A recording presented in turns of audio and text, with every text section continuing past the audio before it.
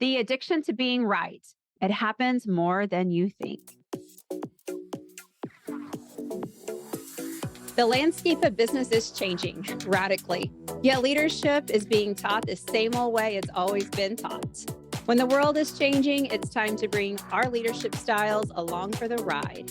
Thanks to cutting-edge neuroscience, we now have access to new tools and new language that inspires action, collaboration, and innovation in the modern workplace. I started this podcast to bring you the best of these cutting-edge tools, exercises, best practices, and modern leadership strategies every single week. Whether you're a company leader, a corporate visionary, or an entrepreneur, this show gives you new insights into the neuroscience and language of leadership, as well as practical steps and tips you can take back to the office so you can lead your team in a powerful way, keeping your people happy and engaged while achieving your biggest goals. Because no one has ever changed the world by doing things the way they've always been done. I'm your host, Jen Thornton. I'm a talent strategist, an executive coach, speaker, and the founder of 304 Coaching. Now let's fix leadership. Have you ever worked with a high performer whose career was like a rocket ship? They just knew all the answers. They were a lot of fun to work with because they shared their knowledge and they shared information and they helped others.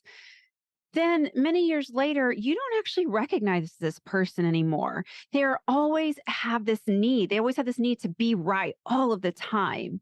And if it's not their way, the way they want it, then it is wrong. You could hold a blue crayon in front of them and they would say it was yellow, even though everyone in the room agreed it was blue. It's a leader you watch make really bad business decisions because they have to be right. Well, if you've seen this happen, you might have known someone who was addicted to being right. You might also say to yourself, is that really possible, being addicted to being right? Well, unfortunately, yes, it is possible.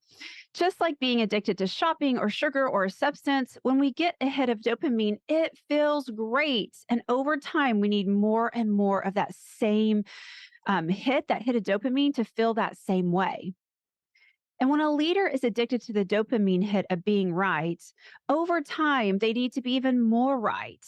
People who are addicted to being right can be incredibly aggressive towards those that challenge their rightness.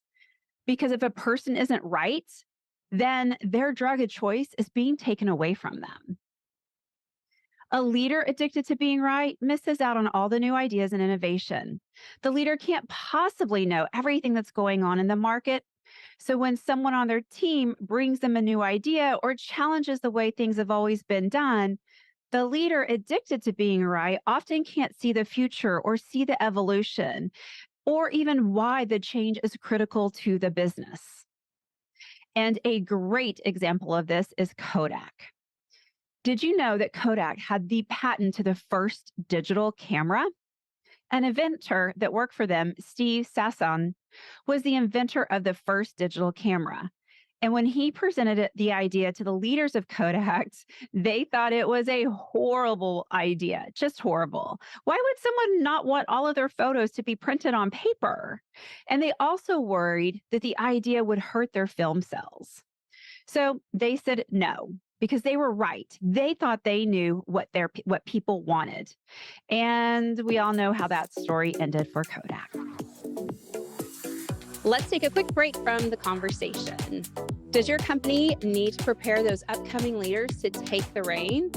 To learn more about our leadership academies and our coaching, and to see if your company is a good fit for our transformation programs, visit 304coaching.com. So, how do you ensure you aren't showing signs of the addiction to being right? Well, the first thing, when someone brings you a new idea and you don't really get it, use the statement, I don't see it, but change my mind. This allows you to learn more and keep an open mind. It creates a space for your team to have a difference of opinion and not be in trouble for it. If you want to learn more about this very powerful question, check out podcast episode number 3, where we spend the full episode digging into this very powerful question. Another thing you can do at the end of a very important meeting, ask the team, what do you wish I knew that didn't come up during our conversation today? This sends a message that you don't know everything, And you want to learn from the powerhouse minds in the room. This is a simple question, but it can really change the team dynamics. Because when a leader who is learning says these types of things to a team, they create a team that is also learning. And your last tip of the day is at the end of the today, ask yourself, what did I learn that I didn't know when I woke up this morning? And if you can't think of something, then you might have a need to be right. And you might have taught your team not to bring you new ideas. It's easy. Let's correct that issue. To correct that issue, start asking your team to share what they're learning on any topic. It doesn't have to be work related. When people start sharing what they are learning, it encourages everyone else to also be a learner. And wouldn't it be great if our dopamine hits came from learning something new and not from being right? I have no doubt as you listen to this episode, you thought of someone you are working with now or someone you've worked with in the past that you think, oh my gosh, that person has to be addicted to being right. Because unfortunately, this problem is common and grows over time, like any addiction. And it also spreads. When the boss is rewarded for always being right, the team starts holding on to their own need to be right. It's a cycle that has no positive impact on the team or the business. I want to challenge you to learn something new every day. When given the opportunity, ask someone to change your mind and show others that knowing everything isn't good leadership, but being open to new ideas and new information is great leadership.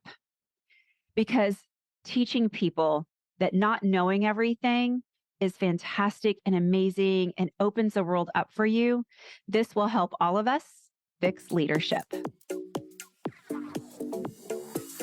Thanks for listening to Let's Fix Leadership. By hanging out with me today, you're already on your path.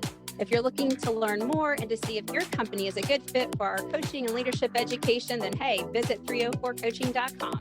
If you got value out of this podcast, share it with a friend.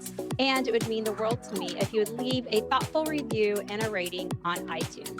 Thanks again for listening, and I appreciate your work in fixing leadership.